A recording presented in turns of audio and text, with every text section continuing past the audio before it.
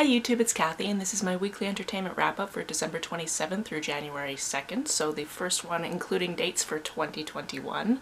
This week I read 3 books, I watched 5 shows, I watched 3 comedy specials, and I listened to 1 book. You can't tell, but there's actually sunshine outside my house right now, which is really exciting because that has not been happening recently. First this week I finished the Yiddish Policemen's Union by Chabon. This is a murder mystery set in a fictional place, sort of. The setup for this book is it's set in a place called the District of Sitka in Alaska. Sitka does exist, but not in the way that this book portrays it. In this book, Jewish people who were fleeing persecution were given a small plot of land in this district, and basically they were given a 60-year lease, and then reversion was meant to happen, which means it goes back to the state. And when we start this book, we're about 2 months away from that happening, so everybody's lives are a little bit uncertain as to if they're going to be allowed to stay or if they're going to have to move. Our detective has been living in a hotel for a while because he broke up with his wife, and somebody in that hotel ends up dead, and of course he wants to be on that case because he feels attached to it, even though he never really knew the guy. He knows the guy used to play chess, and his dad was really into chess and really just made it so he could never really love the game, so he's got this really weird hate-love relationship with the game. And because of that piece of narrative, we learn a lot about his history and his family and that type of thing.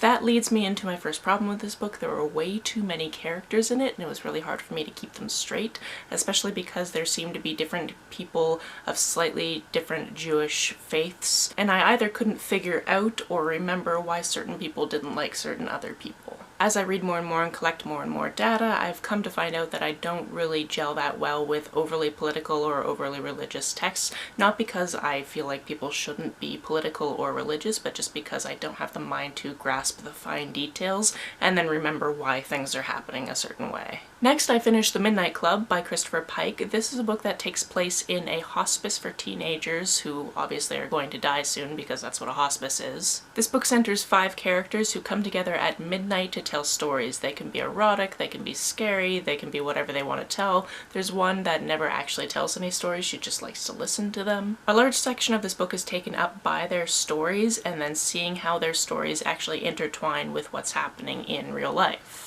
These characters also decide that if there is an afterlife, whoever passes first has to try as hard as possible to prove it to the people that are still alive. That last part is in the synopsis but doesn't really come into play until 2/3, maybe 3/4 of the way through the book. And I don't know if it was because many of the stories were focused on the past lives of one of the characters and they weren't overly scary, they were tragic, but they weren't overly scary, that this didn't really feel like a horror book to me. Then again, it is Christopher Pike, so it is kind of horror light for younger readers, but at the same time I wanted something a little bit more out of it. However, this one is apparently being adapted, I believe, into a TV series, so I would love to see how that's going to happen.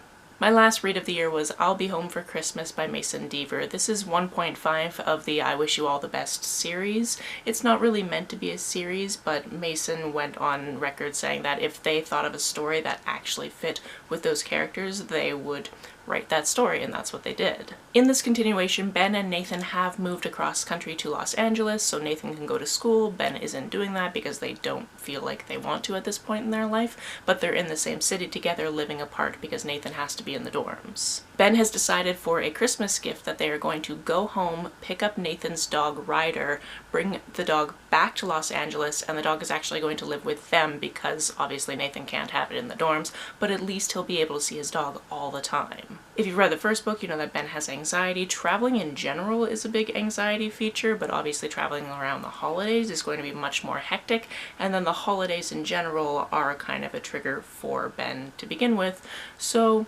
there are some complications. I really love this. This was a wonderful continuation of these characters, and I just really enjoyed it. On to what I watched this week. We continued watching Community. We're somewhere in the 3rd season. We've passed the Christmas special and that type of thing, so we're about halfway through. I think we've actually passed New Year's and all of that. So the whole subplot of the darkest timeline has popped up a couple of times, and it's interesting because I have no idea where I stopped watching the show because I was watching it about a decade ago and then I left for Europe and didn't keep up with it. We also watch a few more episodes of The Orville, so we're almost done the second season. I believe we have one episode left and then we're done that season. I really like this show. I've come to really enjoy the characters. The little circumstances they're put in are very, very funny to me. And I finally got to the point where Seth MacFarlane's voice not coming out of a cartoon dog isn't weird for me anymore, which is great. Since it was being taken off Netflix, my roommate played a bunch of episodes of Fresh Prince from the first season, and it was interesting to look at these and be like, hey, I actually know what's about to happen in this episode, even though I haven't really watched the show probably since the 90s. There were certain circumstances that I've actually thought of many times since watching the show, such as one of the very early episodes where Will goes to the school and is wearing his tie around his head because it doesn't say where you have to wear it, it just says how it has to be tied, and how he wears his jacket inside out. I've thought of those scenes many times over the years, they just pop into my head, and then of course that was one of the episodes that came up. On Friday, we also got the season premiere of RuPaul's Drag Race season 13, and what a twist. This season started out by every time there were two queens that had made it into the workroom for their grand entrance at the beginning of the episode, they would be called to the main stage, they would talk to the judges for a little bit, and then they would lip sync for their lives. This means about half of the queens were declared winners, and then 7 queens, because there was a 3-way lip sync at the end, were declared to go to the pork chop lounge. At this point, it seemed like half the cast was being cut, and when that was pointed out to RuPaul, it was decided that those people in the pork chop lounge have to vote off the first person of the season, and then it's a cliffhanger. We don't get to know who's going home until next week. There were definitely some decisions in those lip syncs that I did not agree with. Denali did the whole lip sync in skates, did a cartwheel, and didn't win her lip sync. What is that? I also really love the energy of Unica Queen. I also really love that we got a trans drag queen. So someone who was assigned female at birth transitioned to male and now dresses up as a girl for money, as he said, and I just loved that. So I'm excited to see where the series goes from here. Last night I also started a new Netflix show called Best Leftovers Ever, where 3 contestants are given leftovers and told to create a completely different dish with them. This is a lot of fun. It's also one of those types of show that it seems like the information is fairly practical, like maybe I could use this information with my leftovers, although in actuality it's probably not that practical specifically for me because a lot of these dishes will include meat and that type of thing, and I don't eat that. But I do really love the idea of this and the creativity that goes into it, and I'm sure I'm going to pick up a couple of tips here and there. On to the comedy specials we watched. I didn't want to call these movies because they're not full-length movies, although the first one is sort of a documentary, sort of a mockumentary. Death to 2020 is what it was called. You might have seen it pop up on your Netflix if you have a subscription.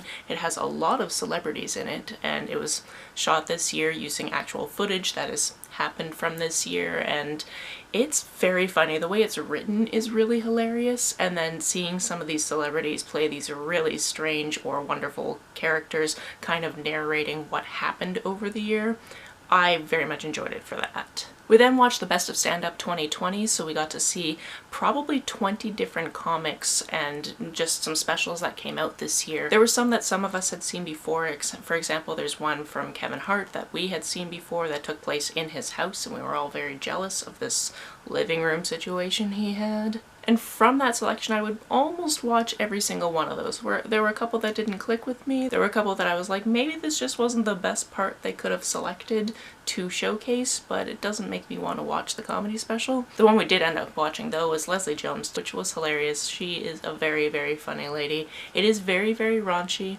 but there is some great interaction with the audience that was just fantastic. She's just so full of life and energy and stories and ridiculousness, and it was very enjoyable. The book I listened to this week was Take a Hint, Dani Brown. This is the second in the Brown Sisters trilogy. The third book I believe is coming out this year, and I'm very excited for it. Dani Brown is a bisexual witch, and this book opens up with her asking the goddess for a new fuck buddy because her old one caught feelings and she wasn't about that, so they're no longer hooking up. She gets a few hints that point her in the direction of Zafir, who is a very attractive security guard at the school where she works. She always brings him coffee. He is constantly trying to make sure that she eats properly. He likes to read romance novels, especially likes to listen to them at work, which leads to some hilarity. And when there is a fire drill one day and she gets stuck in an elevator, he ends up having to save her. Somebody takes video of him carrying her out of the building all heroically, and it goes viral. It's decided that they need to fake date because this would be really good for his side business. His side business, by the way, is coaching youngsters in rugby, which he used to play semi-professionally,